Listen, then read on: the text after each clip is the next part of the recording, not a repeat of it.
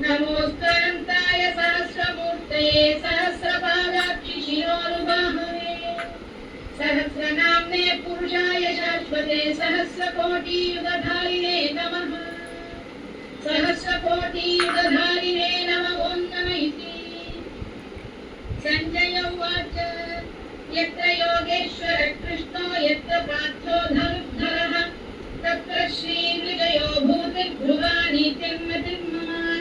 श्रीभगवानुवाच अनन्याश्चिन्तयन्तो मां ये जनाः पर्युपासते तेषां नित्याभियुक्तानां योगक्षेमं वहाम्यहम्। परित्राणाय साधूनां विनाशाय च दुष्कृतां धर्मसंस्थापनार्थाय सम्भवामि युगे युगे। आर्ता विषण्णाः शिथिलाश्च भीताः घोरेषु च व्याधिषु वर्तमानाः संकीर्त्य नारायण शब्दमात्रं विमुक्तदुःखाः सुखिनो भवन्तु। कायेन वाचा मनसेन्द्रियैर्वा बुद्ध्यात्मना वा प्रकृते स्वभावात् करोमि यद्यत् सकलं परस्मै नारायणायेति समर्पयामि।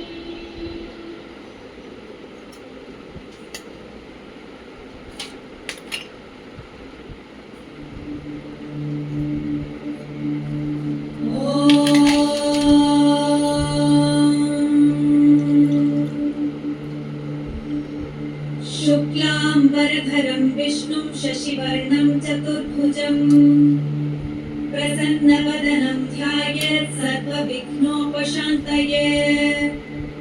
यस्य द्विरदपत्राद्याः परिषद्याः परशतम् विघ्नं निघ्नन्ति सततं विश्वक्सेनं तमाश्रये।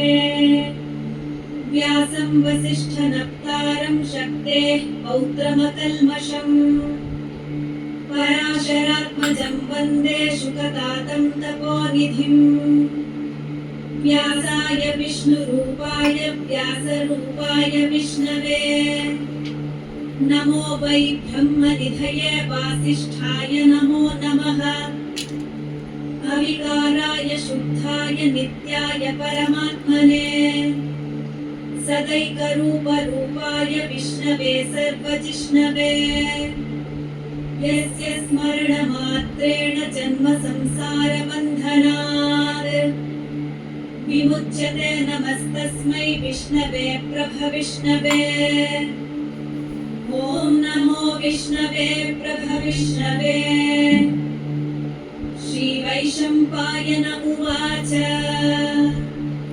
श्रुत्वा धर्मानशेषेण पावनानि च सर्वशः युधिष्ठिरः शान्तनवं पुनरेवाभ्यभाषत।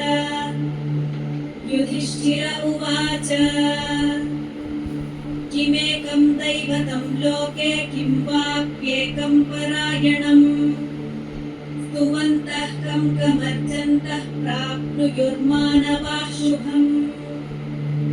को धर्मः सर्वधर्माणां भवतः परमो मतः किं जपन्मुच्यते जन्तुर्जन्म संसारबन्धनात्। श्रीभीष्म उवाच जगत्प्रभुं देवदेवमनन्तं पुरुषोत्तमम् स्तुवन्नाम सहस्रेण पुरुषः सततोत्थितः। तमेव चार्चयन् नित्यं भक्त्या पुरुषमव्ययम् ध्यायन् स्तुवन् नमस्यंश्च यजमानस्तमेव च। अनादिनिधनं विष्णुं सर्वलोकमहेश्वरम् लोकाध्यक्षं स्तुवन् नित्यं सर्वदुःखादिगो भवेत्।